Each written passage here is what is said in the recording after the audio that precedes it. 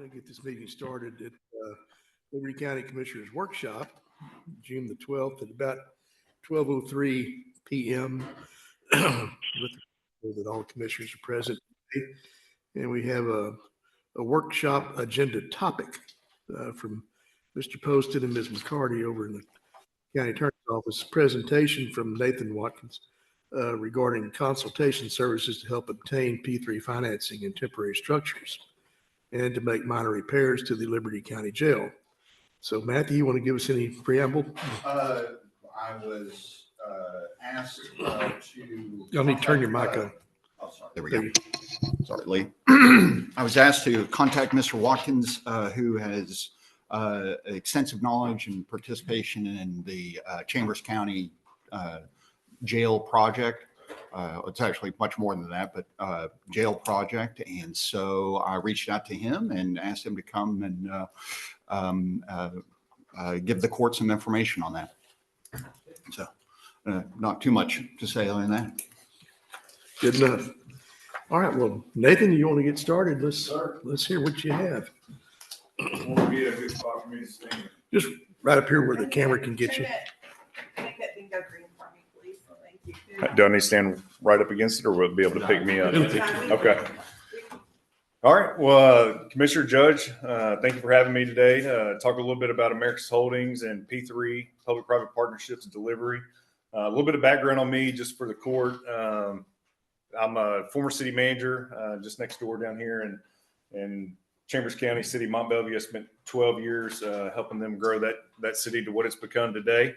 And then as good city manager seats do, they get warm, and you either have to decide that you're going to go to another city to continue to make a living or find a different career path. And that's how I found Americas Holdings, where I continue to work with cities and counties and higher ed to deliver facilities and public projects. Shortly after I left Chambers, my job there at City of Mont Belvieu, I knew Chambers County was looking at a new jail and justice center. It was a 200,000 square foot, 332 bed facility.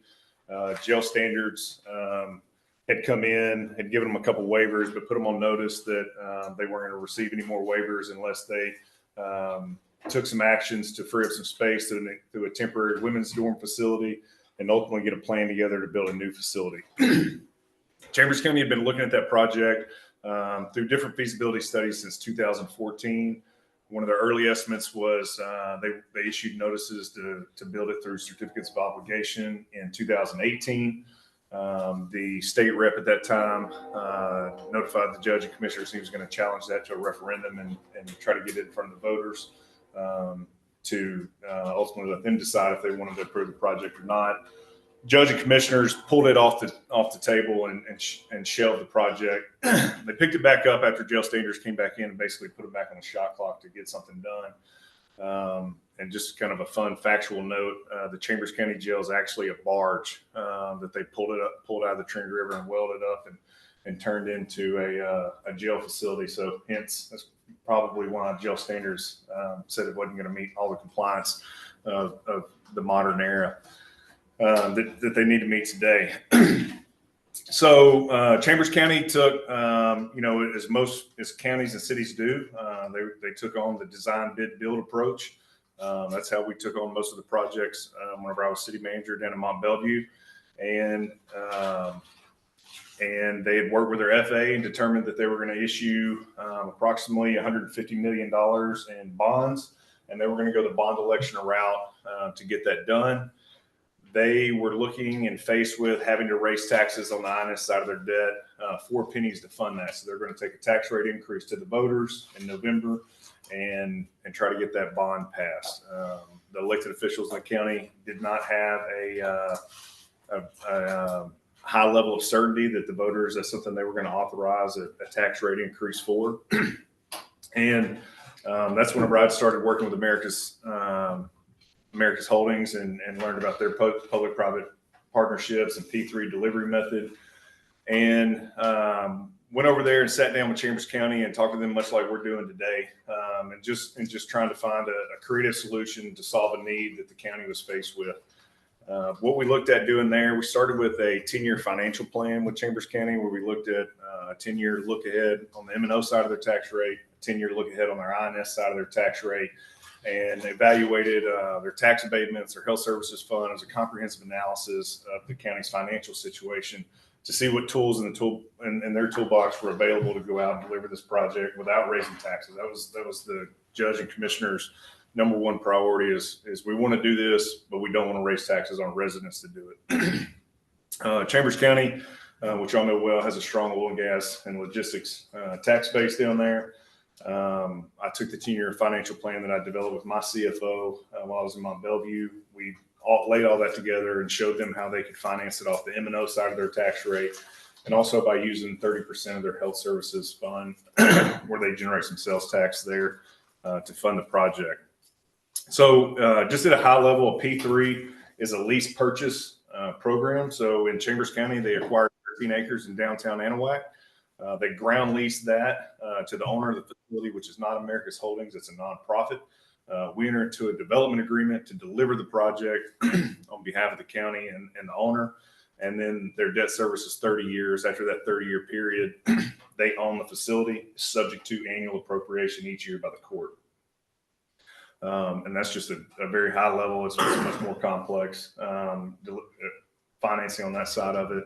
But you still get, the county created a public finance corporation. That PFC can issue tax-free municipal bonds. You still get the benefit of low interest rates in the municipal bond market versus going and the private side having to pay higher interest rates. But the real benefit to the county, other than that they didn't have to raise taxes, was speed to delivery and getting the project built sooner than later as compared to design, bid, build. And then also the transfer of risk. And I'll get into both of those in details.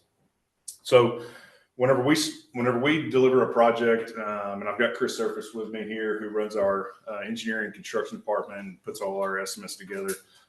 We work very rapidly to get the county a guaranteed maximum price. Typically, we say on a new project and in Chambers County, once we were authorized to move forward with design, that takes us about 4 months. We're going to bid the project at a much earlier rate than the county would necessarily on their own because y'all's risk tolerance is not as great as the risk tolerance that we can take, but that's where we can add value for the county. So under a P3 method, you would get a guaranteed maximum price on what the facility is going to look like in 4 months. You're going to know exactly what those costs are, what the facility is going to look like, how many square feet it's going to be, what the beds are going to be and such. And then once that guaranteed maximum price is brought to the court, it gets brought back to Commissioner's Court for acceptance. If it's accepted, the county is locked in at that price, and there are no price changes or increases after that. And it's also an exit ramp for the county at that time too. If we bring a guaranteed maximum price and you don't like the price, you can say, "Hey, look, we don't want to accept that price and move forward as a delivery method." And under that scenario, we work during that 4-month period. We work in what's called pre-development services or interim services, and we're working with architects, engineers, geotech survey to put together a plan on what the project's going to cost. But we don't charge for any of our time during those services or any of our general contractors' time. Those are done at no cost to the county. What we do is we develop a cost estimate prior to starting work that says, hey, the architect's going to charge X number of dollars for their fees. Survey's going to take this much money. Geotech's going to take this much money. These third-party soft costs, if you decide not to move forward at that time, we just ask to be reimbursed for those costs, and then you own all of that work product, so you can pick it up from there and go do it a different route if you so choose. If you do choose to move forward, all those costs get rolled into the financing of the project. I think the greatest value, especially from my experience as city manager in going the P3 route, is the transfer of risk. We've seen it in Chambers County now that we're, I guess, 8 or 9 months into construction down there. During the design phase of the project, the architects are trying to pick up everything they can, but some items are missed or not picked up. And ultimately those come back as potential change orders. I can tell you a story whenever we were building the Sam and Carmina Goss Library down in Mont Belvieu, right off Eagle Drive on the school's property. The architect left out 40% of the steel on the design of that project. We got 4 months into it. There's a CMAR, construction manager at risk, Purcell Construction came to us, said, hey, look, 40% of the steel got left out of design. We got to order it. And when we got to send you a change order. I said, well, you know, you've given us a guaranteed maximum price and PBK designed it, you know, we shouldn't have to pay for it. So I went to PBK. They said, no, that's not covered under errors and omissions because you would have had to pay for it anyway if we had caught it. Construction manager at risk said, hey, it wasn't part of the design we did in our GMP, so that cost comes back on you. So we had to take a $750,000 change order back to the mayor and council for approval after they'd already set the budget and we allocated funds for it.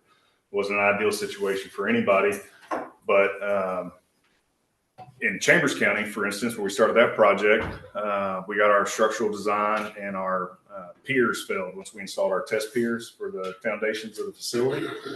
They were installed according to the design that we bid and placed a price on. They failed.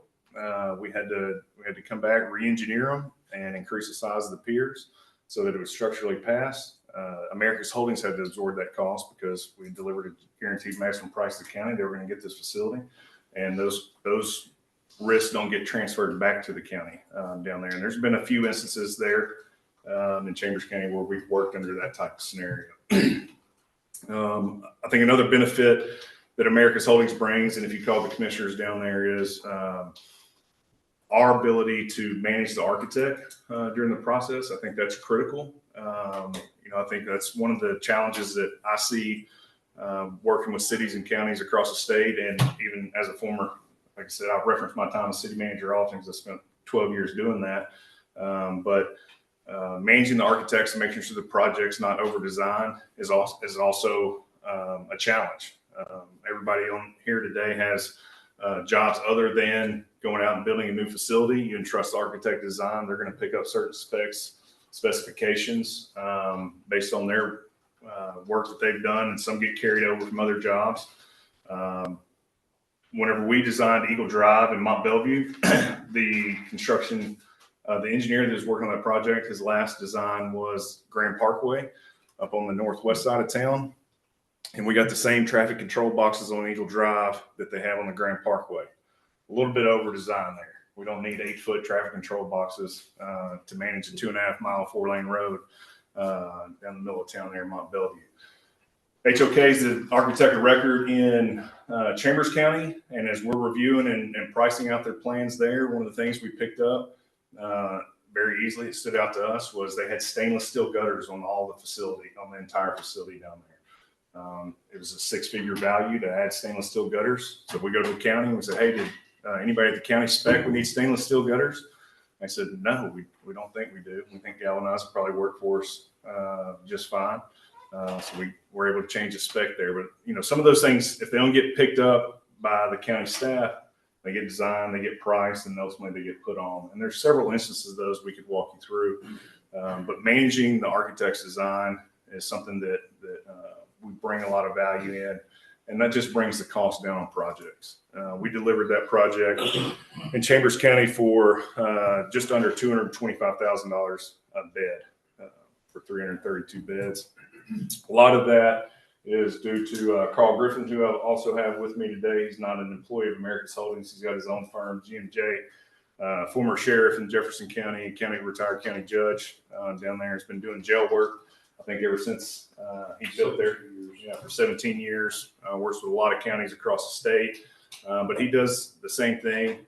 He works with counties to make sure that they're getting the right cost for the project. I can ask him he can talk a little bit about Chambers County, but when he originally got involved, their estimate was $250 million to deliver the new facility. And we were able to get everything done, construction costs for under 140 through his help. He's got a tremendous experience and relationship with Jail Standards Commission just because of the nature of his business, and built the jail over there in Jefferson County. He was instrumental in getting Jail Standards to work with Chambers County to allow them to continue to operate their facility as they were working towards building their new facility. Part of that was the women's dorm facility. It was originally bid at close to $5 million and ultimately delivered for 3.2, so half price over there just to give them some capacity. But what's important to know is that jail standards, you know, with our relationship with them, with Carl's relationship with them, if they know you're moving towards the ultimate goal, which is ultimately Liberty County needs a new facility, you know, how can, you know, our question to them would be, how can we work towards building a new facility and getting that delivered for Liberty County, but at the same time, getting their current facility back operational, getting it back up and running without spending, you know, tens of millions of dollars to do that, when ultimately it's going to be replaced eventually for the county as well. A question. Yes, sir. You had said on the current project in Chambers County, your beds are at 225 or 250? We delivered them for less than $225 a bed in Chambers County. A planning number, you know, if a county just calls us and says, hey, look, you know, where y'all at, or we need to do 100 beds, you know, what do you think that would cost? The planning number we use is $250,000 a bed. And then we built the Justice Center side of the project over there for law enforcement center, 911 dispatch, and courts for $590 a square foot, all in. That's a blended rate. 911 dispatch is a little bit more, but same thing. Planning numbers, we say on facilities in the $500 to $600 a square foot range, depending on fixtures, finishes, glazing, all the equipment that goes in them as well.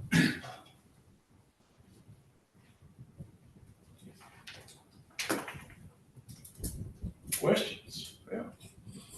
Trying to talk quick. I want to make sure y'all have time to ask questions, but you know, at a high level, that's the value that we try to bring. Public-private partnership is not a common delivery, but it's definitely a tool in the toolbox. It's available to counties to make sure they're getting the most bang for their buck and being most efficient with their taxpayer dollars. It's a comprehensive approach.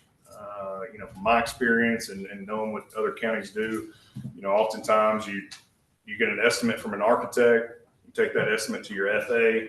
Your FA says, yes, you can afford it by issuing this many COs or bonds. That'll cost you this many pennies. You know, then the court tries to make a decision if they can afford that or not, how that's going to affect the tax rate. What we can do with our background, mine's former city manager, we've got a former county commissioner on our staff. In total, we've built more than $2 billion worth of public capital infrastructure. Is take a comprehensive umbrella approach to it and look at the county's tax rate, because we've worked in tax rates before, and go back to your FA, who I think is James Gilley. I think we worked with in Chambers County and said, well, hey, look, you know, I've heard that, you know, the years 1 through 3 are tight for Liberty County as the tax base continues to grow, but beyond year 3, things look more favorable than they do in those first few years. Well, how can we structure that debt so that payments are lower in year 1 through 3, but we can still get the county where they need to be? Or, you know, work with the architect. Should we phase a project instead of biting off 400 beds? Should we get 200 new beds open? Create some relief for the existing facility. When those beds are delivered, expand the facility, do another 200 bed, do a phased approach. But that's what we would do if we were working with the county, is look at all the options you have available for you, bring you those options, and then let you evaluate them and make what you determine is the best decision. So what is your experience doing these jail repairs? So, I didn't see that. Yeah. So we primarily focus on new facilities. We have not went in as Americas Holdings and developed and done maintenance and repairs. Carl Griffith, Carl, if you could come up and talk about your experience. He's our primary jail consultant. We're a developer and we primarily focus on construction. Carl knows the ins and outs and intricacies of jails. Let you Judge speak on and that. Commissioners, Carl Griffith. So the whole system of the county, the way we hire architects and engineers, and I say we because I did 30 years and 2 months with Jefferson County, started when I was 21, is that we have to go out for qualifications, and then we analyze that, as you guys know, and then you make a contract with them at 1% of the cost of the project. That always bothered me. As judge, I thought it, and I've never worked with Americas until Chambers County had hired us a number of years ago. We've been working for them now probably 6 or 7 years. I've worked in many of the counties in Texas. My team has. what I saw with this is it gave it a chance to bid the architectural design of the project. It gave it a chance to bid any maintenance that you had to do with the facilities instead of having to go out for proposals, get somebody to come work on your project. And the more they spent, the more you have to pay them. And that's the way our system's set up. It is, you have to follow the law, and I get that. I never did like it. And that's why counties hire us to come in and help them. Chambers County, for one, it came in at 200. I think the estimate, and I don't remember who the architect was before HOK. There was another architect in there. The judge called me and said, hey, they came in at $250 million. Can you come help us? We got that number down. When it came in, it did was 134. Now they change ordered it to 168, but it was 250. HOK came down to 230 something, and we're still at 168 with all the change orders they've done on it. The same thing happens when you're working on the maintenance facility.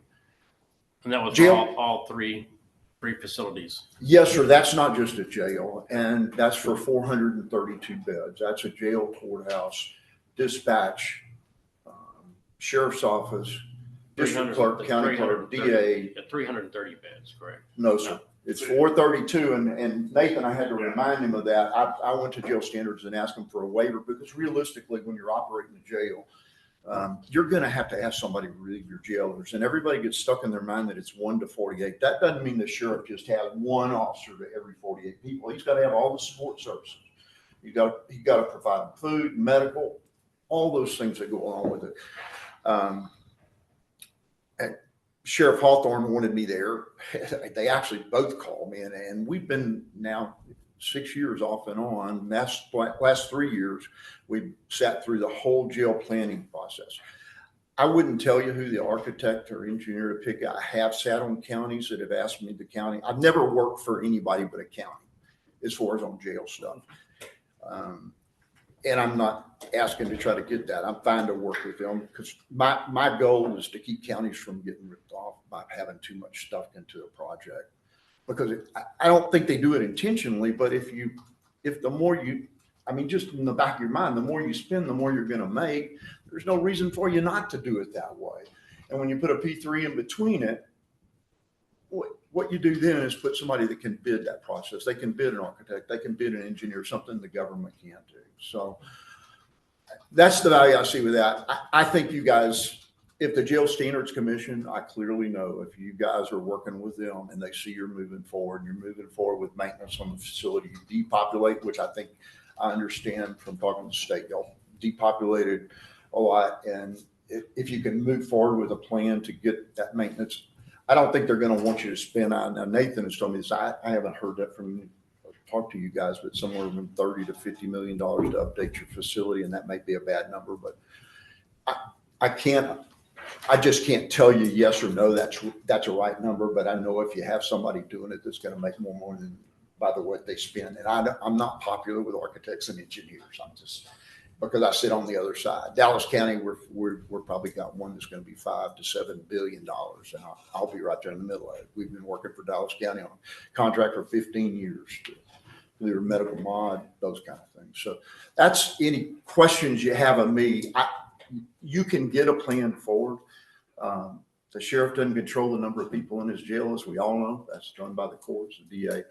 The process of how you're moving those inmates through that process makes a difference on how big a jail you're going to build in the future. And that needs to be looked at before you build a new facility. And it doesn't need to go by just what has happened in the past. It also needs to go by how the system's working. Because if you don't understand how the system's working, you're liable to build it too big or too small. But any questions you have of me, I'm more than happy. So is We this have a team. P3 model, is this uncommon? Is this something innovative? and It new? is getting more and more popular. Yeah. Dallas is talking to them about it so that they can move it forward because that puts So is Chambers County the first to utilize this method? it's the first one I've worked with that's utilized it. I didn't know them, the judge knew them. The sheriff originally called me and asked me, and then when they didn't do the bonds, then when the thing came in so high, the judge called me and said, hey man, can you come help me? Because the first one we designed was just a jail and it was $85 million.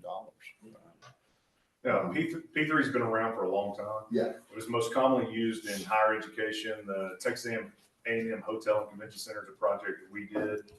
Student housing is very common in P3 financing and project delivery. 20 years. 20 years At it's least, been I know, around. because Mary Scott Neighbors out of Austin, I knew I think she was on the Railroad Commission. She got into it, and I heard her speak at different conferences, and it's a good tool. And the biggest thing I see it does, it makes you not on the hook of spending more money. They have to get that cost down. So one of the things you said was the risk tolerance is higher, is greater with America's holdings than the counties. Sure. And so I'm going to ask you then, is that risk woven into your cost? Yeah. So do you put contingencies That's to it. address Yeah. that? Yeah. So You see? Yeah. You No, see no, what I'm saying? I agree. So Fair question. yeah. So I think, kind of the catchphrase for P3s is where the public need and the private sector expertise come together. So any private company that's doing work rarely takes a project all the way to 100% design before they bid it. They're going to bid it out in phases, and similarly, that's what we're going to do. So we're going to assume more risk at an earlier phase, but our cost is the construction costs are the construction costs, and should you move forward with this, you'll get a breakdown of our entire construction budget. Chris, if you want to talk about it, but we charge a 6% fee. In the real estate world, it's called a fee developer. And you see that, and then whatever contingency is carried in the budget, you see that contingency as well. We just feel like because we're solely or singularly focused on delivering the project, and our attention doesn't get taken away by your constituents' needs, that we can effectively design and deliver the project at cost, bid earlier in the project, more aligned with private sector development. I think a great example of that is we did a 10,000 seat arena, multi-purpose arena in Fort Bend County. We're also doing a law enforcement training facility in Fort Bend County. So other counties are doing it for different types of facilities. Chambers County is the first jail delivered P3 in the state. But I can tell you Jail Standards likes the delivery model because of the speed at which things can get done, which is it's done a lot quicker because it is a private project. Sorry, I forgot where it's going with that, Chris. You're going to go to COVID. Yeah, Chris delivered a bid of project. We delivered a GMP in February of 2020. Is that correct?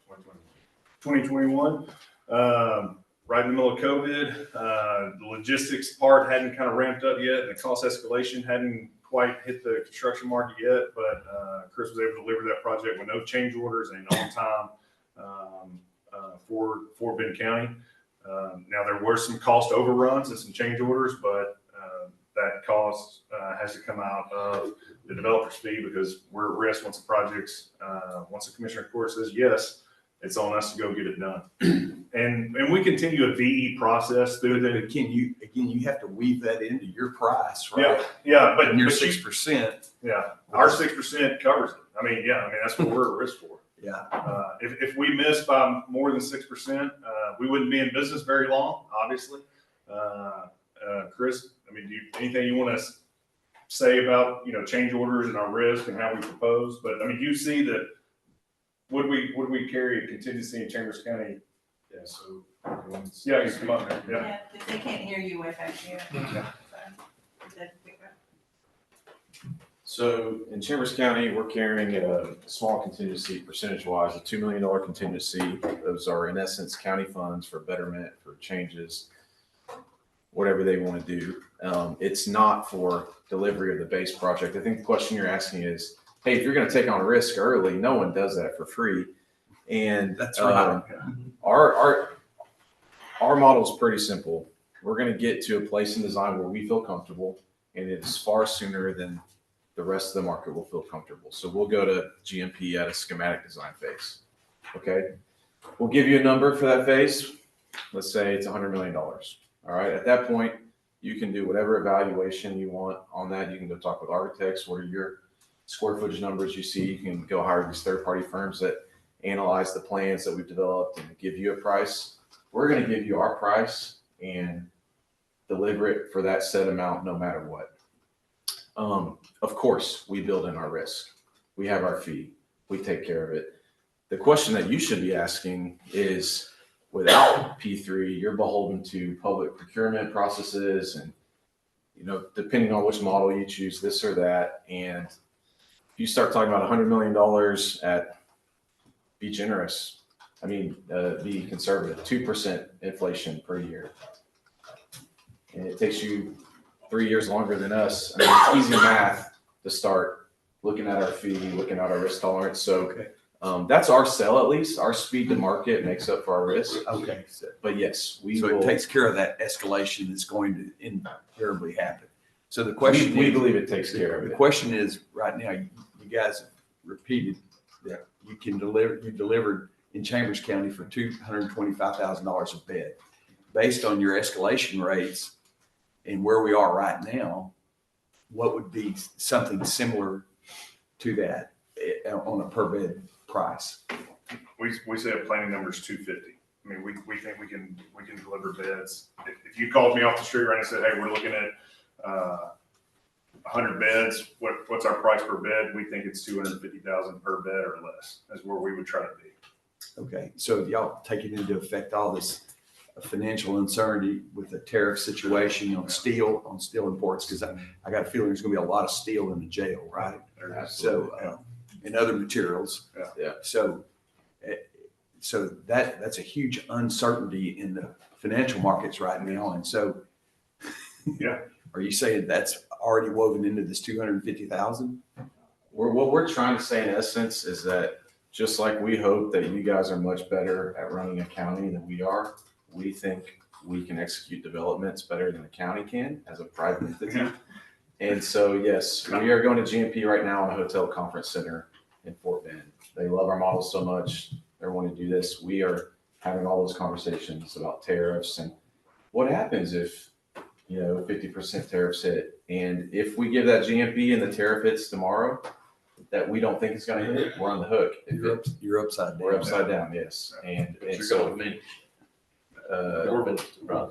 We're required contractually to deliver the project. I mean, But again, you've got to have, are you gonna get Lloyd's of London to back your financials. financials? Seriously, Yeah, no, I'm we worried bond. about your risk. No, we Fully bond. bonded, yeah. No, it's a fully bonded project. You gotta have a bonded project. Yeah, Your county. yeah, they're bonded just like if you design, bid, build it, you went to, you're gonna have performance bonds, all of it's gonna be bonded, to be delivered. So if we can't, you file on the bond. typically these nonprofits that we utilize we use them as conduit issuers to fund these projects. They will require a fully bonded project. They'll usually require a third party, construction, not advisor, but rep. There's a whole list of requirements they have because ultimately, just like you would be concerned about us defaulting or us not being able to deliver, they're concerned that the county cannot appropriate in the next year. It's their jail. They own it. They have to find somebody to rent this thing to. And they want to make sure, just like your financials aren't going to go upside down, that we're not going to go upside down. So it feels new. There are significant checks and balances on the process of P3. Obviously, we're bought into the model. And we one of the things that we like to advocate is because we're not beholden to the public procurement processes, we're able to keep business local, really push local subs. And, if there's contractors that we can get comfortable with that are important to the county, our team, we have the flexibility to choose our team, not just simply low bid public procurement, But construction cost escalation, tariffs, all those are very real risk factors. I did $250 million worth of projects in Chambers. When I was the city manager of Mont Bellevue, we got an estimate, and by the time we bid the project, 100% of the time, 10 times out of 10, the project always costs more than the estimate. A lot of times we'd already issued the bonds, so we'd have to go back and try to find where the more dollars to go out and deliver the project, or we'd have to VE the project. One time we went to Enterprise, Target, One Oak, and Exxon and asked for $4 million in tax abatement so that we could deliver Eagle Drive because our estimate was $12 million and bid at $16 million. Luckily, they they were spending enough money in the city that we were able to negotiate that through tax payments and get it done. If not, it'd probably be a 2-lane road expanded to another 2 lanes outside later. Because we can get it delivered so much quicker and bid it earlier, start buying down the project, we offset the construction cost escalation that's inherent to a design bid build process by a public entity. And we see it. I've experienced it. I did it for 12 years, but we see it all across the state. There's nobody like that here though. Yeah. Unless you can bring that tax base. Yeah, no, I understand that. Yeah, I understand that. I understand that. Well, that's kind of my question. Are there a lot of you, or is your services something we would bid out? How does that work? Yeah, you can, there's not a lot of us, I would say, as many architects and engineering firms as there are, as you'd be familiar with in Houston. There are a lot of firms that do P3 services. We competed on every job that we've submitted on. It is becoming a more common delivery method just because the legislature has narrowed cities and counties' abilities to deliver projects quite significantly. Just after we finished the city hall in Mont Bellevue, it took off city halls as a project you could deliver by COs. Everybody knows they made a heck of a run at certificates of obligations this legislative session with House Bill 19. And they want all debt to be voter approved. Ultimately, they didn't get there this time. But as the legislature continues to clamp down, more alternative delivery methods are being evaluated. But we could send you a whole list of projects, not that just we've done, but hotels, convention centers are very common now. City halls are more common. Jails are becoming very prevalent and being evaluated very thoroughly, simply because most counties don't believe that they can sell a bond to voters to raise their taxes or to issue debt on the county's behalf for a county jail. It's just not a service that most voting residents plan on utilizing. It's necessary for public safety, but nobody plans on being in the jail and wants a safe facility whenever they land there. Maybe speak to because I heard the question of like, how do we compete on Chambers County? So we responded to an RFQ for a public-private partnership. If you look into public-private partnerships, there's an acronym: Design, Build, Finance, Operate, and Maintain, DBFOM. That's kind of the menu that follows the P3 delivery that cities and counties and universities pick from. So you design it, you build it, you finance it, which is what we did in Chambers County, DBF. They requested maintenance. They wanted to evaluate that. Oftentimes, whenever you third-party your maintenance out or turn in your maintenance, it can be quite expensive. That's what Chambers County said, hey, look, we feel like the warranties, extended warranties, and contracted out services, we can deliver that more cost-effectively than a turnkey solution. But we did evaluate that for them and on their behalf. But there are several other firms that compete in our space. Wade off into that operation aspect. What about operations? Mm-hmm. So we are the operator on the Fort Bend epicenter of the 10,000 seat arena. We're the asset manager. We partnered with an operator to fund that. Jails are a little more difficult to be able to provide operations, Judge. I know where you're going. We see that a lot of counties have staffing issues. There are entities that provide those services. We would contract them out. It's not something we would provide. We would put you in touch with them. We could help you bid it. If you said, hey, look, we need operations, we need support, we can't hire enough jailers, we would bring people in and evaluate that on your behalf, but you would contract directly with them for those services, not through us. But if you want to run that trap, that's a trap that we would help you run. And that's really it's a truly collaborative effort where you're getting to collaborate with us, our public sector experience, but our now private sector delivery model. If you want us to run the traps on something, if you say, hey, we really need to know this, and we need it evaluated, what are our options, we're going to go run and do that for you on your behalf. And because, as a trained city manager who went to school for public administration, my job was to give my mayor, my city council all the options and make a best recommendation. And that's really what I bring to the table whenever we're working with a different entity is, hey, here's all your options.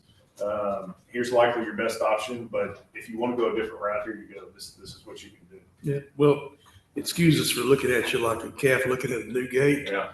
but this is the first we've really delved off into this Yeah. particular method. And it does seem like it's an end around play where you're bypassing all procurement, standard procurement that we're used to.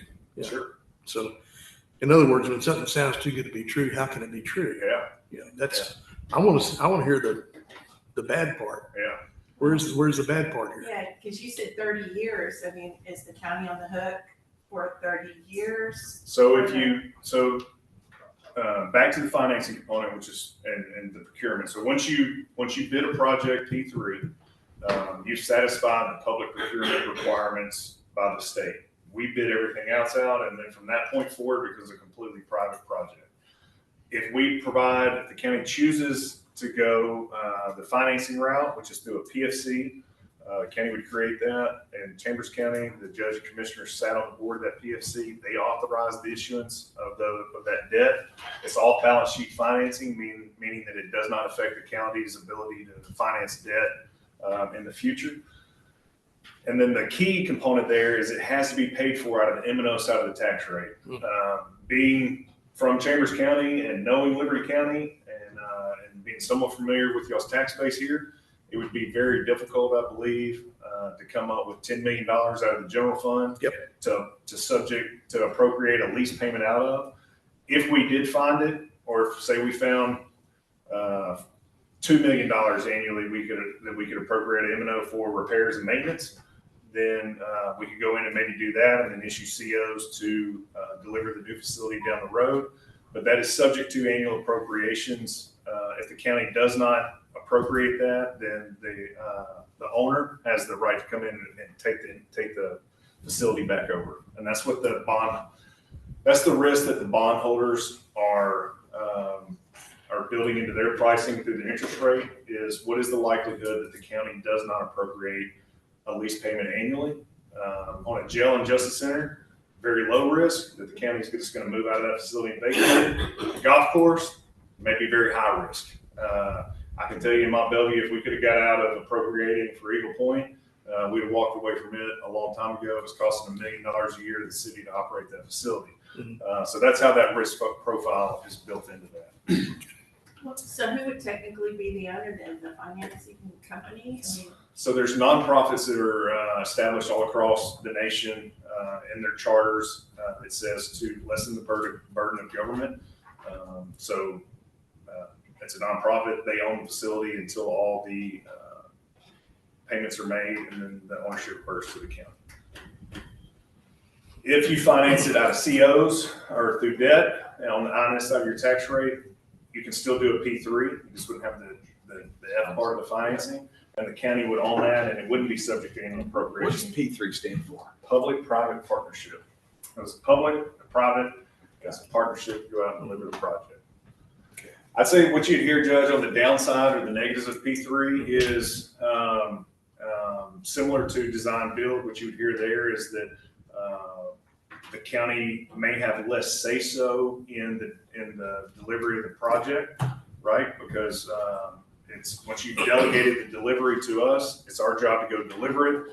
And a critic may say that you may lose a courtroom if the project can't be delivered. We just cut it out and still give you the project. I think some other downsides that it's really control is the biggest one. You lose control of the project. However, as I mentioned before, this is a collaborative effort. We're bidding it on behalf of the county. If you want stainless steel gutters, we're going to go price stainless steel gutters for you. Likely you're not going to want those. In Chambers County, the sheriff wanted a vacuum-based plumbing system that was a shit-based system because inmates historically try to clog up toilets and flood the facility. That was a more expensive plumbing design. Well, they do that. Yeah. So, but what we said is, hey, look, option A, your traditional plumbing design is going to cost you this much. If you want a vacuum-based system, it's this much. We'll spec it if you want it. Commissioner Stewart said, yeah, give the sheriff what he wants, and that's what he got. So it's you're going to lose control. With our company, you're not going to lose control. We're going to design the product and do the product you want. So you can oversee this project, do this project on COs. Bruce, you'll turn your mic on. Instead of the P3. That's correct. We can work, yeah, and there's precedent for that. Travis County did a facility through COs that way as well. Instead of having a nonprofit issuing the debt, the county would issue it, enter into a development agreement with us to deliver the project, give you a GMP, and then as we're building the project, we're not a general contractor, we hire a general contractor. They're gonna submit a pay application to us, we're gonna evaluate that pay application, and once we say everything that they've done has been on the pay app, we're gonna submit to the county's gonna release the funds. That's a pretty standard. On your process. project y'all are doing in Chambers County is, when are y'all forecasted to complete this, or the completion date on this? And how long has it been from start to finish? Yeah, so we formally broke ground, we'll call it August of 24.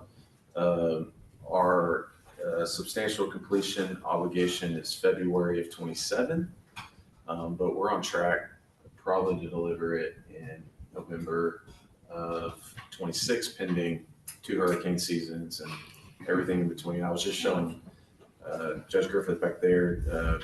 We started in August of 24. The courthouse LAC is up and dried in. We put masonry on that soon. And then the jail tilt wall is up. We're about to start put on the roof. And so that's kind of where we're at in the project. There's still a lot of work to do, a long road, but a couple months ahead of schedule. And the only change orders that have been occurred on that project, well, there has been no change orders, but they've been owner requested. So actually, we want to add this. Can we move that? Can we put this in there? And we found enough continual VE in the project where they haven't had to, add any cash to the development so far.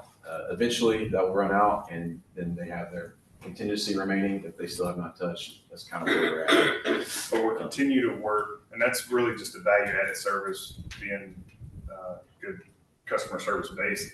We're not required to find VE throughout the construction of the project. We're required to deliver it for the price we said we were. However, we have and we do continue to value engineer, and if we can find savings throughout the project, those savings only benefit the county and the client, so they're only for the benefit of Chambers County. But we know, and from our experience in designing facilities, there's always going to be some changes, especially once it gets vertical, as wall starts getting dried in. Instead of the TV being over here, we'd like the TV over there, we need more receptacles here. So we try to create and find dollars wherever we can, put that in a bucket of money. We use that before the county dips into their contingency. Just because on a $165 million project, there's going to be changes that are requested once it starts going vertical.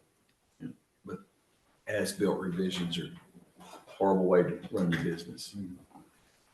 You gotta design it up front, make sure everybody's in agreement, and then go build it. But you said that's what you deliver. Well, we're seeing over there, the district court clerks, they agreed to a set of drawings, and then when they walked in their space, once it's framed in, they say, this isn't what we thought we were gonna get. Okay, well, and that would be where somebody criticizes. We don't have to make any changes. You accepted it, we bid it, we try to accommodate them, because if you're the client, we want you to get what you want. We want the district court clerk, the county court clerk, and everybody to be happy. County attorney's office be happy with what they did. And it's hard to look at a set of drawings and know exactly what your facility is going to look like. It's the nature of construction. But we try to work with you the best we can. The financing of the project portion, that nobody walks into a car dealership and tells them, I'm going to spend $50,000 on a car. What you got? And when you mentioned a while ago that you can stylize the debt service, what we can spend. Y'all already looked at that. Everybody has. And we definitely know what we can spend right now. But in the future, we have no idea because of what the progression can be, for revenue stream in the future. Yeah. But you mentioned that, maybe you could adjust it to where it's a lower the first 3, 4, 5 years, maybe something like that. That's interesting. Yeah. Tell me the pitfalls. The pitfalls is the longer you wait, the more expensive it's going to get. Mhm. I definitely understand as a third party consultant, if we come in and tell you exactly what you can spend, why are we going to try to save you any money? But I can tell you also, That's my question. that's what we do. If we deliver a bad product, take advantage of Liberty County, when Leon County calls and Walker County calls, it's just, if you go to the car dealership, you get to take advantage of. You tell everybody not to go back there again. That's it. That's the incentive we have not to screw the county over. We did that in Chambers County. So we went in, we performed a 10-year financial model for them. So we thoroughly knew, and we knew more than the county did. I mean, when I presented that 10-year budget to the county, I was presenting information that the county had never seen before. I told them that they could not only deliver the $165 million jail and justice center out of the M&O side of their tax rate, but with their 4 pennies they were currently levying on the INS side, they could deliver another $180 million based on assumptions that we developed together, another $180 million in capital infrastructure projects. So the county went in, started out. Then a specific fund that though they service their debt with. They're doing that in general fund. And they do have an INS tax rate with 4 pennies in it now. Right. And that's how they had $180 million. But Chambers County walked into us thinking, we're gonna have to raise taxes 4 cents to deliver this one project. It's gonna be the only project we can do in the county for 10 years. When we got done with the model, we said, not only can you deliver the jail and justice center, but you can also go out and build another $180 million. Sounds too good to be true. The commissioner said, same thing. How do we know you're telling us the truth? We handed it over to James Gilly, their financial advisor. He doesn't work for us. He works for the county, and said, hey, can you vet this on Chambers County's behalf and see if our math pencils out? And he said, looked at it and he said, yeah, it's a great model. That same model I used to issue $250 million in debt through Moody's and Standard & Poor's in the city of Mont Belvieu. So it's been vetted by the credit rating agencies, but your financial advisor who works for you is the one that's going to be your eyes and ears and make sure that, we're not telling you that you can avoid a $1 billion jail and bring every other county in East Texas over and charge them, $75 a day and it'll pay the debt service. And we're just, blowing smoke just to get the project done. Yeah. Your FA can vet it. He's done it in Chambers County. He's the same financial advisor. But as I mentioned before, we're looking at it comprehensively. We're giving the county a comprehensive picture, whereas James Gilly had already been asked, how can we deliver this project? He said, you can raise taxes 4 cents. I give you $160 million, you can go build a project. He didn't look at, FAs don't analyze the M&O side of your tax rate. They don't analyze the INS side of your tax rate. Architects don't do that. Your general contractors don't do that. We do that because we've got we're former public officials that's sat in your seats. So did you say the jail and justice center was $165 million? It was 100 and what was the construction cost? Construction's right around 140. You got soft costs, FF&E. FF&E, and go down the list. But yeah. So, Contingency. $165 million all in. oh, okay, yeah. All in, everything. And the county only pays more or less a lease payment for all of that, unless we wanted to do operations and maintenance. Right? What is their, do they have an even lease payment for all 30 years? They do. The first 2 years was a little bit lower, not really material, but it was around $9.5 million. And then the third year, it levels out at approximately 10.2 for the remaining years. The county, Chambers County also has the opportunity to refinance that through COs should the legislature not take them away in their infinite wisdom somewhere down the line. So if interest rates go back to where they were prior to COVID or during COVID with historic lows, the county can say, hey, look, we're just going to issue debt to refinance this. We're going to take ownership, save all that interest, for years, however long, 10 to 30, and save it that way. Yeah, so, it's all, at this point, it's all lease payment. It If is. they want, they can come back and issue COs, hopefully, right, the That's legislature. correct. Yeah. Okay. But the only entity issuing any debt would be the PFC. That's correct. Gotcha. And it doesn't have to be there's other conduit issuers. If the county chose not to create a PFC, there is other methods to go out and get that debt as well. But the key component there, which, I mean, up front, and being frank with the county, it's gonna be difficult for Liberty County to find $10 million in the general fund. We know that. Y'all know that, I know that, and Yeah. but that's gonna be that is a challenge, but if you go that route, the lease payment does have to come out of the general fund. Gotcha. Yeah, right. That's the significant component there. Yeah, but subject to non-appropriations. Sure. Yeah, to be subject to that, and meet those requirements. Well, you could sure do it if you go beyond the voter approval rate, which in that fact would all get shot. Yeah, that's right. Yeah.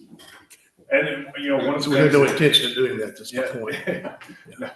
and one of the things Chambers County did do, they did elect, in the model, it showed that they had to take the voter approval rate for 5 years because of their tax base and growth. They're not going to have to now because it is a conservative model. But since you brought that up, I did want to mention. So they nudged up against it, but they didn't. They were up They against didn't it, go they beyond it. exceeded. Okay, That's correct. there it is. That's kind of what I was looking for, the answer. Yeah. Just want to hear you say it. Yeah, that's correct. I wonder if Chuck has any questions? Might not hurt. I'm sorry. Chuck, I don't know if you can hear me. I wondered if you had any questions? Yes, thank you very much. I've been listening to every word. I'm really on the front end of this particular idea regarding this particular project. I would have to look at the documents, but 3P has been around now for about 7 years, 5 years, something like that. Gentlemen, is that correct? It's been longer than that, but I think it's been more prevalent in that term for cities and counties utilizing it. Well, all you got to do is go on the internet or talk to people in county government.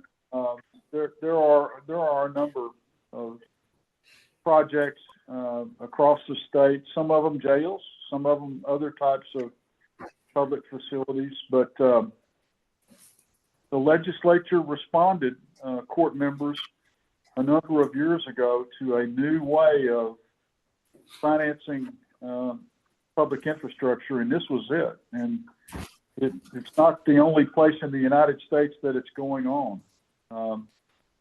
There are some hangups on it.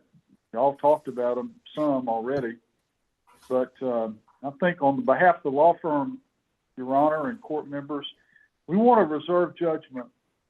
I'm saying a whole lot until we look at proposed documents.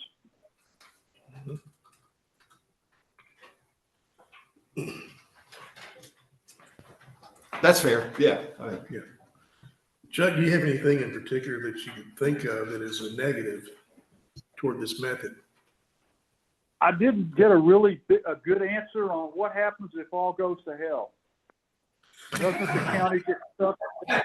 Doesn't the county get stuck with every adverse numerical money problem when that happens? The company can declare a bankruptcy, can become insolvent, and the county gets stuck with all of it, correct? It's a bonded project, no different than any other construction project the county would take on. You would file on a bond. Yeah, I'm with you, but bond litigation is problematic as well. Would you agree that if it all goes to hell, the county, the company can walk away and there's not much the county could do other than sue the company, correct? That's correct. And if the company's judgment proof, what's the remedy there? So my question back would be, I'm asking a ballpark question here. I heard Judge Knight say, "What are the pitfalls?" I wanted to dig respectfully, but dig a little bit deeper on the pitfalls. well, I understand it's still a construction project. So, I mean, if you can tell me a method where your GC goes bankrupt and you don't have an issue, I'd recommend you do that one, that model. So, I mean, All right. I don't think that changes regardless of your method. Well, what we do on our, on our side of the ball, so to speak, when you're just talking about it, the documents will reflect the procedures for default declarations and to define what a default is and what the remedies are for the parties. And so those are the things that we would really want to take a close look at. And we could definitely share the Chambers County documents as a point of reference. They're 8 months old. We closed that last June, June 24. So I think they'd be a good framework for If there's no objection, we'd love to have an opportunity. Yeah, that would be very instructive. That would be very helpful. Your question? And I will not receive that. Yes, so we've already requested those records. From Chambers County. We did. I submitted a formal public information request, but we've not received any response. I think we're still in, The Day 10-day window, yeah. Oh, yeah. I think we can share them with you. We have a copy Sure. of them. Yeah, we can send you our copies. Well, now, Yeah. Just expedite the process. let me ask a question. They had to vote on them in public court. The documents are public records, true? Yes, that's correct. Okay.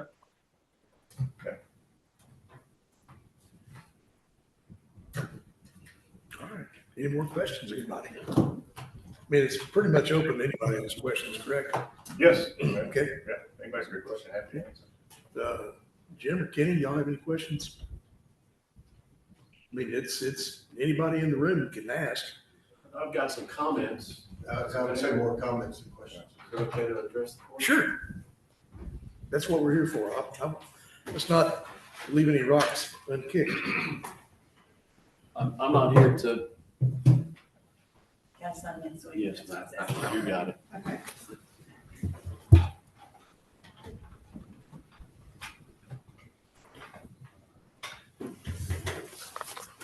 Thank you. Sir, it's nice to meet you. Again, nice to meet you. I didn't really come prepared to ask a bunch of questions or comments, but let me go through a couple of things real quick. In the last couple of 30 to 60 days, we've talked about what costs are for jails. First off, our company's been in business 54 years, and we've been building jails and prisons for 48. We know what these things cost across the southern United States. We build them all the time. We're building Midland County now. We've done San Angelo. We've done a lot of prisons, a lot of jails. I know how much this costs. These guys talk about bidding the project. They're going to bid to the same subcontractor community that we're going to bid to. There are not many local subcontractors here that are competent, capacity, resource-wise, financially, people, experienced to come and do a 250,000 square foot jail. You're going to get folks from Houston, Texas. We're going to have the same pool of subs. The costs are going to be the same across the board. I charge 2.15% fee on the sheriff's office. I'm planning on charging 2.15% fee on the jail. We don't charge a developer's fee. What I think I heard is there's a developer's fee, plus they go out on the street to contact and contract with a general contractor. So if you take 6%, add another 2 or 3% for the general contractor, you're at 9% just on that. I don't know what the finance costs are. I understand that you're talking about risk with bonding with general contractors. My bond expires at the end of my term when I finish the project. You've got a contract with a firm that's going to have you out for 30 years. The question is not just what happens if I default in the first 2 or 3 years. The question is, what do you do with a default that goes 30 years?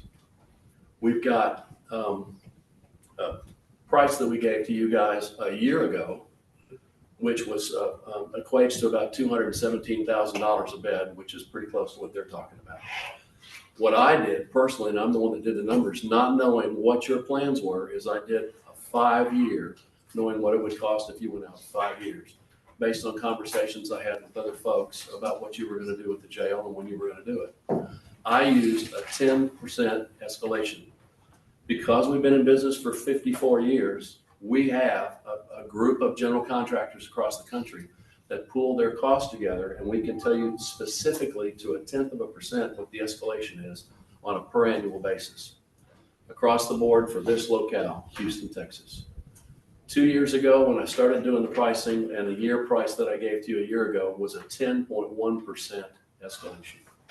We were in the middle of inflation. Biden was president. Costs were expensive. That inflationary cost has come down, but it's been replaced with tariffs. I do not know what the tariffs are going to do, and I'm not going to sit here and tell you with a crystal ball what anybody is going to be. But if I hear correctly in the news, China has already cut a deal with the United States, and their tariffs are going to be much more severe than ours, but we're still going to purchase steel from Japan and China, because in the United States, we don't have mills anymore that make that product. It'll be 4 or 5 years before that hits. So I would say you're probably safe in saying 7 to 10% escalation across the board. I don't know how long it's going to take Kenny to design the project, but it's going to be the same amount of time for them as well, because you still have to get through the state of Texas to make sure that all the drawings are kosher with the standards, et cetera, and you can't rush that process. You may be able to take and do what I do when I do work for the state of Texas, and I've done a ton of work for the state of Texas. I built the Bush Library, Sam Houston State's basketball arena, their football stadium, et cetera, their construction manager at Risk Contracts. What's interesting about that is that I'll go to GMP, which is what he's talking about doing in 4 months. We'll do that at the end of DDs. That's design development drawings. That's about half to 2/3 of the way through the design process. The second piece that happens with a CMAR contract is in the state of Texas, I can't come to you for a change order if I made a mistake or the architect made a mistake. That's why people use the CMAR method to begin with. I sit at the table with the architect while he's designing, and I'm supposed to look for those mistakes. And if I don't find the mistakes intentionally or by accident, I carry that risk, and I can't come to you and ask you for extra money. I've been in business 54 years. We know how to manage that. That's why we have 13 estimators, project managers, senior VPs, et cetera. If you take that $217,000, you put 10%, what we ended up being was year 2 was $238,000 a bed. Year 3, $262,000 a bed. Year 4, $288,000 a bed. And year 5, $317,000 a bed. What we told you guys 2 weeks ago was the faster you can get to a conclusion on what you want to do, that's how you maintain these costs. I would submit to you that the risk for a general contractor is no different than the risk for them doing the work. We are all general contractors. We all use subcontractors, and not a single one of us has a hammer in our hands and nails a thing. We have subcontractors do that today. The finance method is something that you all have got to tackle, and these gentlemen sound like they figured out a way to do that. The last piece to this is on the jail. I have renovated and repaired jails, other projects that have had hurricanes, disaster, fires. I know what things cost. The dollar amount I think I told you guys was about $15 to $20 million, depending upon what you wanted to have fixed. And that number can be accordioned or reduced or increased by whether you say you want the whole jail fixed or part of the jail fixed. We are not in the $50 million range. Architects, as far as I'm concerned, on the repair part, the architect gave me a lump sum fee. This is not tied to what the construction cost is. Coming up with whatever the things that need to be fixed is a known quantity and entity. That's what you're going to pay. If the construction cost is $10, you're going to pay whatever he tells me he wants to charge. If it's $10 million, it's going to be the same amount. I believe, and I'll let him speak to it when he comes up here in a minute, but the same thing on the sheriff's office when we did it, when he designed that, he was not tied to the construction costs that I'm aware of. And in fact, the kinds of change orders that we had with you guys was not only regulated by how much money we had or whose responsibility it was to make the change, but in the county system, if the auditor doesn't approve it, I can't get a penny of it to begin with. So it's not up to me whether I want to charge you for it and get paid for it and take you to court, because I'm not going to court for $20,000 worth of work. I want to do more of your work and build your jail and your renovation of the courthouse, et cetera. So I believe we did a pretty decent job on the sheriff's office. I don't remember having very many changes at all. I know it was controversial at times because it hit people as a surprise, But we sure didn't take this thing and add another $5 or $6 million to a $21 million project. The last comment, he said a sheriff's office, apples to apples, is about $25 million. We were $21 million for that sheriff's office. Our costs are very consistent. Again, I stress to you, the same subcontractors that we use are going to be the same subcontractors he uses on the 2.15% fee. Okay. Questions? No, sir. Can I add some comments in there, Judge? Sure. So it's fresh in everybody's mind. We're not here to advocate that White and Burns should be replaced or not be replaced. Whenever we started working in Chambers County, we assumed the contracts because the court said this is who you want us to work with. No, I'm looking for, take the blinders off, Yeah. guys. Let's get the Renaissance vision instead of the engineer's view, which is tunnel vision. Sure. That's my point. And I don't disagree with any statements he made about construction cost escalation. What I would add in there is that if we're 6%, he's 2%, we're going to deliver the project for 8%. If it takes 18 months to bid the project out and get 100% design based on his numbers, that's 10% this year and 5% next year. That's 15%. 8 is still less than 15, and that's what we do. We mitigate construction cost escalation because we get started sooner than later. And that's the standard delivery method is design, bid, build. Major jail contractors, he's not inaccurate. They're all the same major jail contractors. What we talked about before is we were talking about engaging local subcontractors, not to go out and provide the detention facilities or detention security and electronics. That's if you have local subs that are carpenters, landscapers, the different trades that are smaller that can come in and work on the project. And that's just a benefit of putting taxpayer dollars back to use in the county. But what we do is and I'm sure White can do it as well, is lean on the general contractor to make sure that they engage them as a priority. As former public officials, we know the importance of that and making that a priority as we're out bidding projects. But we're not here, like I mentioned before, we're not architects and we're not general contractors. What we do is provide a comprehensive approach. We work with architects and general contractors to make sure that we're your eyes and ears and that we ask questions that you may not be aware to ask. And there's lots of good examples. I don't think HOK had any malintent when they designed stainless steel gutters, but they just finished a federal job in Utah. And Burns, I mean, Kenny, you may be able to say where that spec came from. It probably got picked up on a state or a federal facility somewhere else and just carried over. We caught it. Saved the county $500,000. You know, my whole point is bang for your buck. Yeah. That's it. This thing's gonna be financed for 30 years. We're all gonna be taking a dirt nap in 30 years, okay? Just being realistic about it. But at some point in time, when you look at this thing, we have to make a decision that is gonna be an impact on the budget for 30 years, period. So we're gonna have to make a decision that's the best decision we can make for the county and for the taxpayers, and especially the taxpayers. So Kenny, you got anything? Yes, sir. Thank you. For the record, Kenny Burns with Burns Architecture. I think what you're hearing Jim and these guys say, essentially the same thing. The process is the same. The difference is they're going to go out and put your guaranteed maximum price, your cost of the construction, together earlier than Jim's telling you. Well, we prefer it to be a little later too, because the earlier you do it, there's not enough information. So numbers are automatically have to be a little higher, inflated a little higher, because you're taking more risk, is what they're saying. You know, my preference is you keep working, the architects and engineers keep working further into the project, because the more information we can put on the plans, whether it's HOK or my firm or any other architect, you're going to get better pricing, and we're squeezing that pricing. So again, I think you're hearing the same thing being said from both of us. The other thing I wanted to remind everybody, remember, we spent a lot of time putting together the plan, the conceptual plan that is the beginning of this process.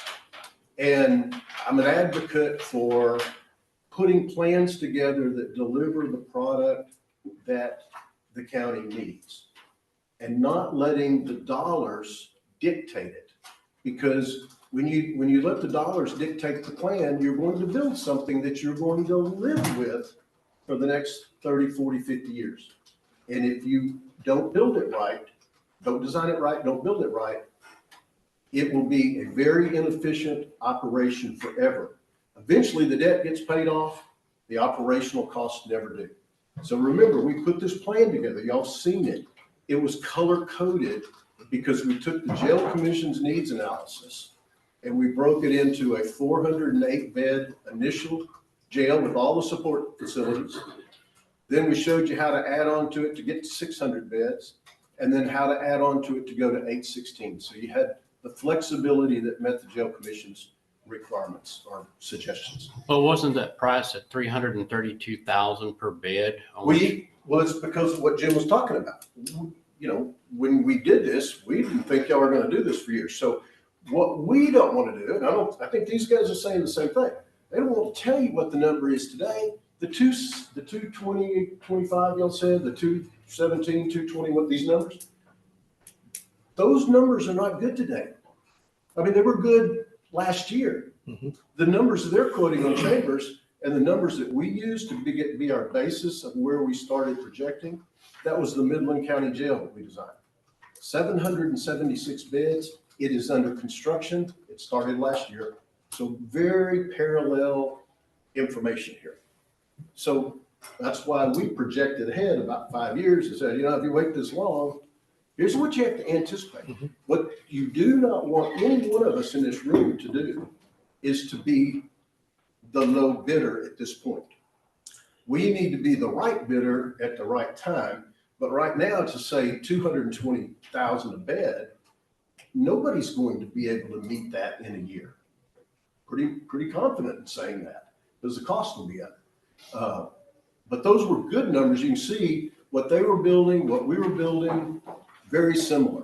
And I've not seen HOK's plan. They've probably not seen my plan. But, you know, we specifically worked a plan out with your sheriff based on the jail commission's recommendations and what the sheriff's needs were. So the plans could be totally different, but the bed costs are similar. But we've already spent all that time. So that's just my reminder. Don't forget, we've already got it to that point. All we need to do is take the next step and go to the jail commission schematic design.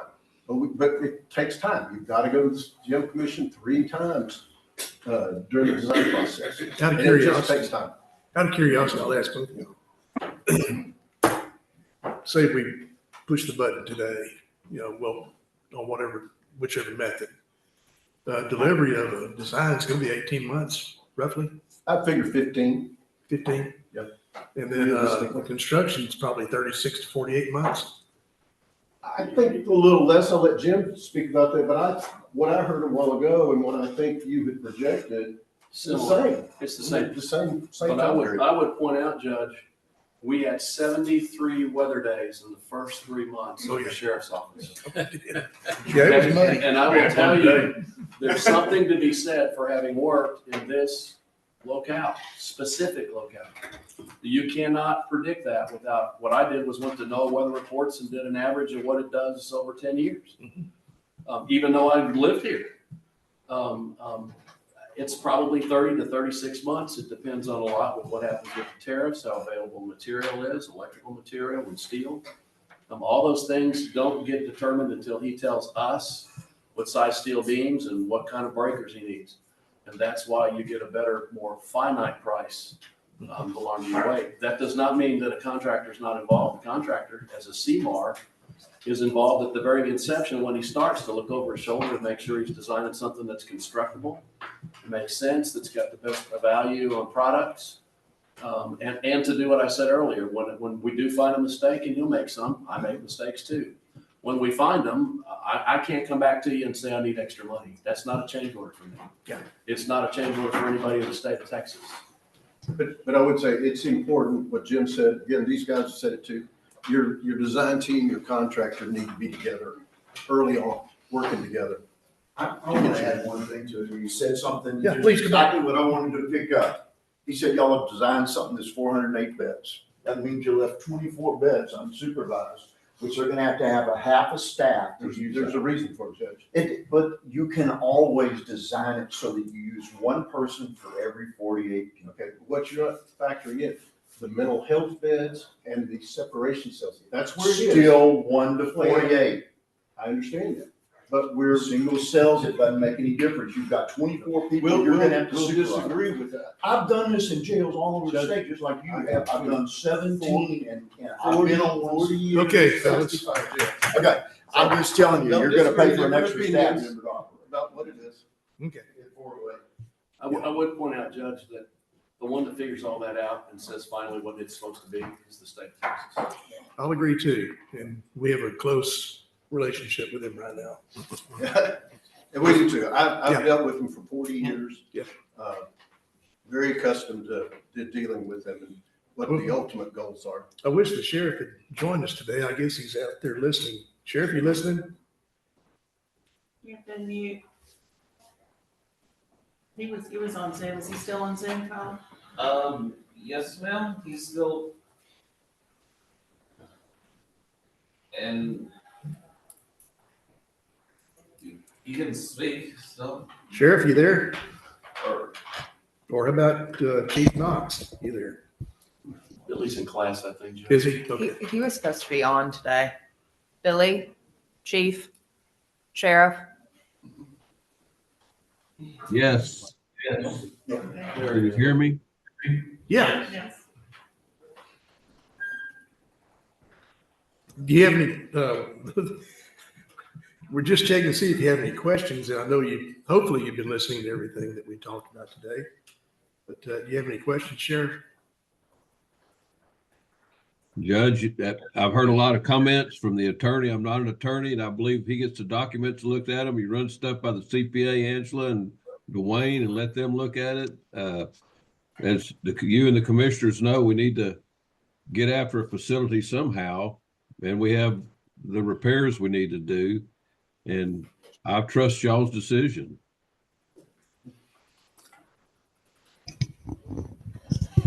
Well, don't duck out like that. One last thing, Judge, I do want to comment. The only thing we've said different here today is that what they're saying is a 15-month design period gives you a more finite cost. Yeah. What we're saying is a 4-month design period and us assuming the risk to take it from schematic design to 100% design. One, that risk is transferred from the county to us, but it allows us to price it out 4 months from now and what prices are today versus what prices are down the road in 15 months. We think it's going to be delivered cheaper. Chris, is there anything else you want to add? Well, yeah, we can agree to disagree, Yeah. sure. We wouldn't think that we're still in a 10% escalation cycle. That may be true. If we are on a $100 million job, that's $10 million. Easy math, right? We can all debate that. That is our strategy, is saying speed to market. If we're released today, we'll say, Burns, you're getting a $4 million fee on this thing. We'll pay you $6 million to have it done in 6 months rather than 18 months at 4 because it saves the county $8 million. We're a private developer. I do land development all over South Texas. I'm a civil engineer. That's what I do. And so that's the mindset we have. I don't think we're disagreeing here at all, other than our model, our process is a little bit different. Where we're go, assume the risk early, partner with a GC, transfer that risk as comfortable as they are. And then you may say, I'm not comfortable with that risk. I have to add a X% contingency right now. And then we duke it out to figure out. Well, I don't want to interrupt you, no problem. But your comment earlier today is spot on. There's a certain calculable risk. That risk doesn't get mitigated, doesn't get diminished because of the delivery method. That risk stays the same. You say that you're going to do it in 4 months. You're going to contract with a general contractor. I'll bid that work in 4 months. I guarantee you my competitors are not going to bid plans and specs. They're going to have healthy contingencies because your documents are not going to be anywhere close to being ready. So what you've done is taken the risk from you and placed it on me. So that when I end up having to sit down and do the work and I find a mistake, you're going to say to me in your contract, you can't do that. You know how to build jails and you knew what it took and you knew what it should have been. And you're not taking that risk. You'll go out of business if you take the risk. Would you be issued for construction drawings to bid on or issued for planning? There's a big difference. And I would like to say something here. That's a difference. Just to make sure we're clear. They're saying in 4 months schematic design. You cannot completely design this building in 4 months. The jail commission requires us to make 3 submittals. You can't do that in 4 months. 4 months to get, we've said all along, we can get schematic design done in 3 months. But then the design development phase is going to jump out and take 5 or 6 months. And then the construction document phase, 5 or 6 months. They have to go through the same thing no matter who their architect is. All they're telling you is that they're going to put the cost together in 4 months. Where we're saying, Jim's saying, he wants to wait till the end of the DD phase, which would put you out at, say, not 8 or 9 months. That's the only thing that we're saying here. Both design teams are going to take that 15 months to put the full plans together. And so You're not putting $100+ million set of plans together in 4 months. It's not happening. If somebody's telling you they can do that, they're not being honest. we don't bid as a general contractor. We will budget. There's a difference between a budget and a bid. I budgeted those numbers to you guys. I didn't bid anything. I didn't take any risk. I didn't sign a contract. I'm not foolish. 68 years of age. I put too big a number. Y'all are going to say to me, you're too high. I can do it for $217,000 a bed. You're at $320,000 a bed. You're crazy. I know better than to do that, but I also know better at 68 years of age to bite risk that's not mine to bite right now. If you've put it into a bid scenario, it doesn't matter if it's 10% or 2.5%. Whatever the market bears in Houston and this area is whatever that number is going to be. The trick is to make sure that we haven't given you too low a number and then you've committed funds and find out that it's more money than what you committed and you can't do it. Or to do the complete opposite, to commit funds at $320,000 a bed when you can get it for $250,000. Okay. You know, I'm glad we're having this discussion because it is a workshop, okay? And the other side of it is, I didn't know that Jim and Kenny were going to be here today. I'm glad you came. Thank you for coming. And we do have a discussion to make on this because it is a big decision for this court. It's a 30-year decision and what direction we're going to go. I want to be fair to everybody, have the opportunity to describe what your method of procurement is for us. And I believe we've pretty much gotten to a point to where we can take what we've learned and digest this. We might need to have another meeting just like this. And I would say at that point, you're all welcome back, you know, but let's get it out there. This is for the public to know as well as us. And I prefer it to be that way, straight up business from the get-go. So thank you for coming today. I've learned a lot. I hope everybody else. Bruce, you got any questions you can think of? No, just about ask all I'm going to You got them all you're going to ask them. Greg? David? Not this time. Gerald, how about you? I've got more concerns on. Matches, yeah. Matthew and Catherine, how about anything? No, the only thing I would say is the next decision point is, which RFQ, RFP process to engage in.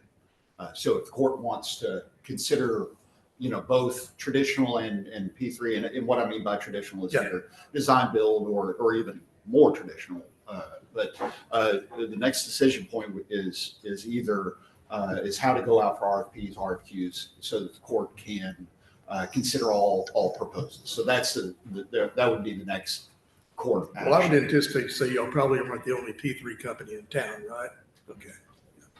I'll give you a P3 judge. Geo. Yeah. Geo does that. We can work with Geo. Okay. There's a lot. P3's been pretty good where there wasn't licensing or certification.